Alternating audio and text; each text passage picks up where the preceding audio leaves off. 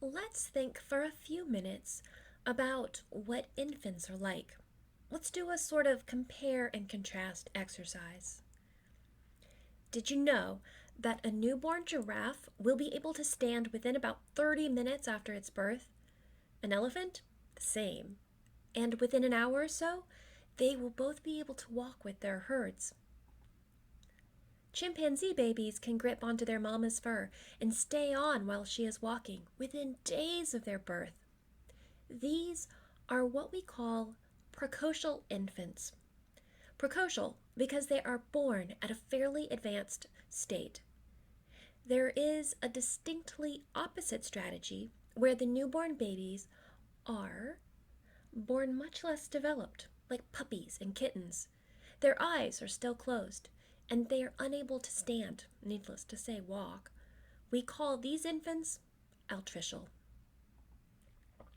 Human babies are unusual in that they are more like kittens in being highly dependent. But as we just saw, our closest evolutionary cousins, chimpanzees, gorillas, monkeys, for example, they all have precocial young. I was really struck by just how dependent my daughter was when she was an infant. She couldn't move, couldn't even hold on. Newborn babies are literally tied onto a caregiver. Often they are strapped to a mama, but it doesn't have to be mom.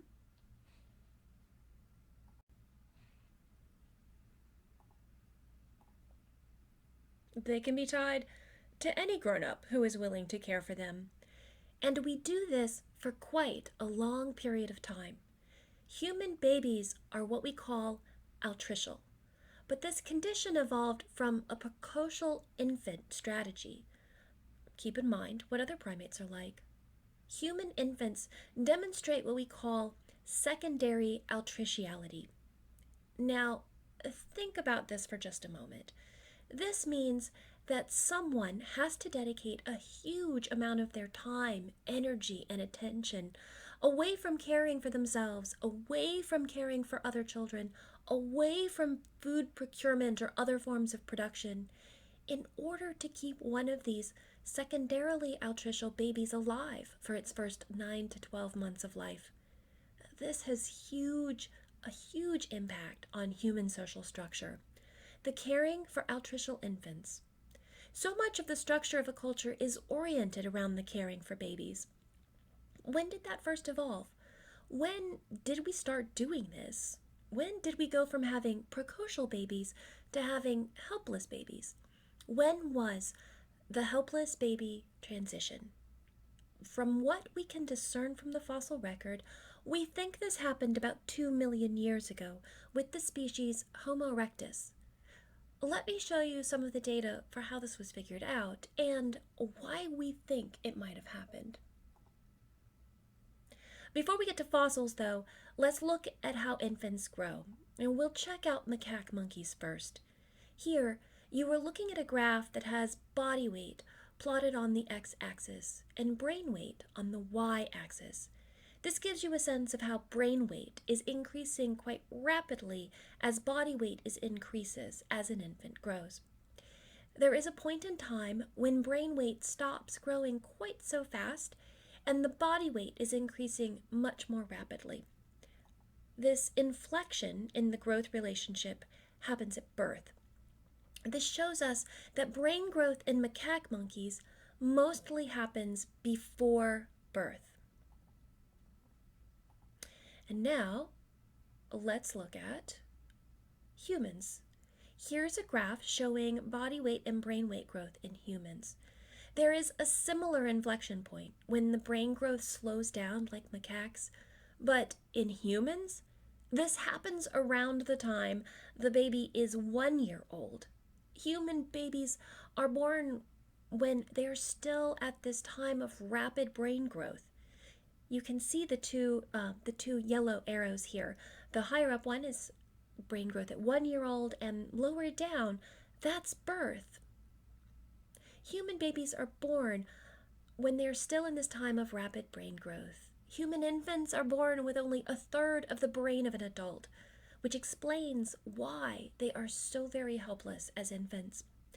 Over the first year of infancy, the brain continues to develop rapidly to more than 2/3 the size of an adult brain. A human baby's brain more than doubles in the first year of life. So, this helpless baby situation is actually a story of brain development.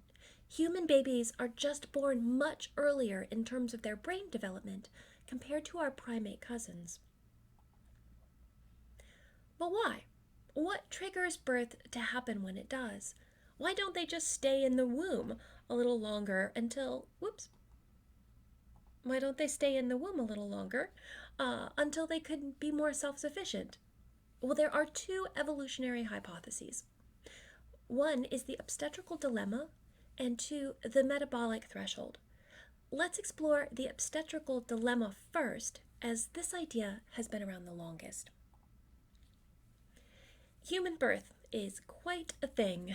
A baby is typically, and ideally, born head first. The baby enters the pelvis facing to the side and then rotates so that they are facing to mom's back when they actually come through the birth canal. This rotation is a unique human twist, pun intended, and reflects how the baby's head maneuvers through the shape of the pelvic inlet and outlet in order to just fit through. The head is the widest part of the baby, and so the rest of the body can fairly easily just follow after. It's kind of like when you move furniture, you have to rotate things a bit to get through the door. That's what the baby's head is doing as it works through the pelvic inlet and outlet. The human pelvis, as you know, is unique in its shape and quite different from our quadrupedal ape cousins. The rotation of the baby during birth is an accommodation to the rounded pelvis of a bipedal human. The obstetrical dilemma hypothesizes that the pelvis of a biped cannot accommodate a baby with too big of a head. At a certain cranial capacity, it just doesn't work. The baby can't be born properly, and then mom and baby die in childbirth. Intense selection, to say the least. And we do know that human birth is pretty risky. During medieval times in Europe, it is estimated that 1 in 3 women died giving birth. Chimpanzee babies' heads are not all that big, and they fit fairly easily through the maternal pelvis, as you can see in the diagram here on the left. Contrast that with the human on the right.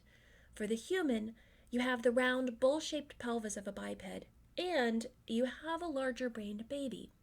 You can see the rotation as the baby passes through the birth canal. The chimpanzee-sized baby head would still fit fairly easily through the bowl-shaped human pelvis. This suggests that the genus Ardipithecus likely had a relatively chimpanzee-like birth. Relatively uneventful.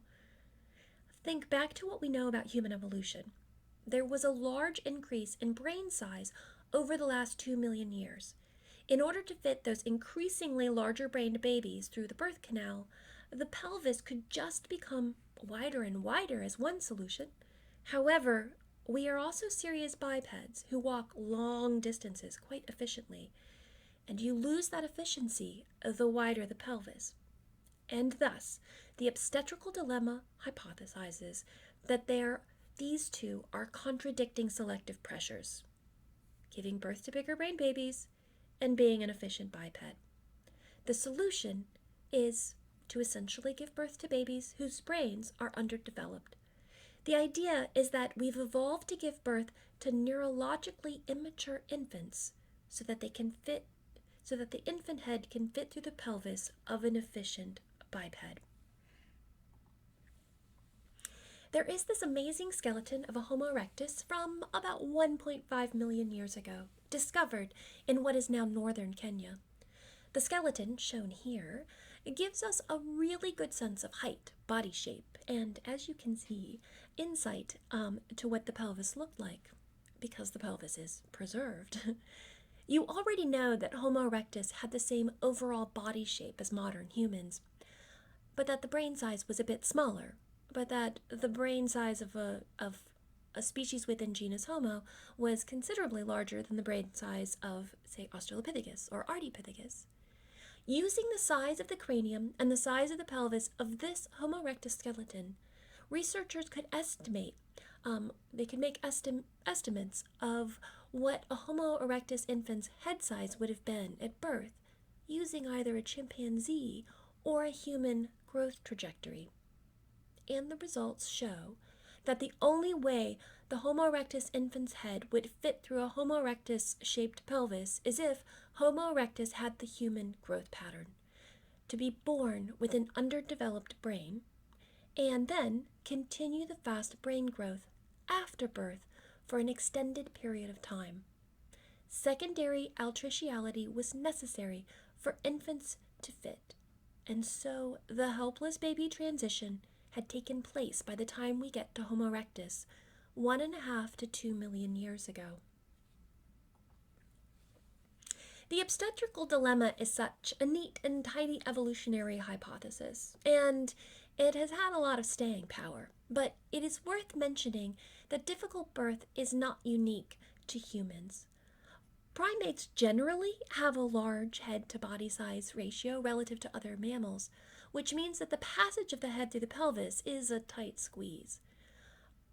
But humans aren't the only ones who have a particularly tight squeeze.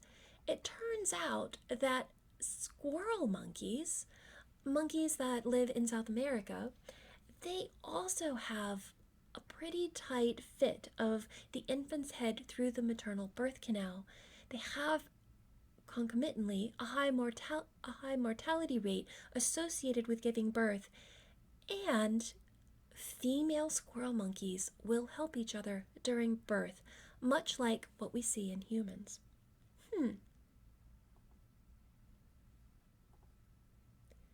This brings us to that second idea, the metabolic hypothesis. Some researchers noted that the obstetrical dilemma has some issues, and that there is another possible explanation as to why human babies are born with underdeveloped brains. Researchers looked at fetal energy demands and how much energy the mother's body can actually provide during pregnancy. You can see this plotted on the graph here, with months post-conception on the x-axis. The y-axis shows offspring energy requirement in black circles, and maternal energy requirement to support the offspring plotted in gray squares. Notice, so here, fetal energy demand, and there's the maternal energy expenditure. Now notice that these two lines cross right around the time of birth and soon thereafter. The metabolic hypothesis holds that the offspring is born when it starts to need 2 times the basal metabolic rate of the mother, as the maternal body cannot sustain the pregnancy at this point. And brain tissue is a very energy-rich tissue to make, so the brain growth is just slowed down and stretched out over a longer period of time in order to reach the larger cranial capacities of the genus Homo. We have good evidence that the helpless baby transition happened by 1.5 million years ago. We have 2 hypotheses as to why this may have happened, and now let's think about the implications. With a really helpless baby to take care of, you need help. You need a social structure to accommodate these infants and to support their primary caretakers. There are many cultural practices surrounding this. An example is that in many traditional cultures, the mother and infant are left alone in a hut following birth, and people bring them food. In other cultures, a grandmother comes and stays for the first year of the newborn's life to support the family, the new mother. European Americans don't have much of a support network for new moms. That puritanical, you must be independent and do it all on your own mentality, that's quite common here in that sort of that white American culture. But most cultures have a pretty supportive social structure for these helpless infants, and the fossil evidence suggests that we have done so for about the last 2 million years.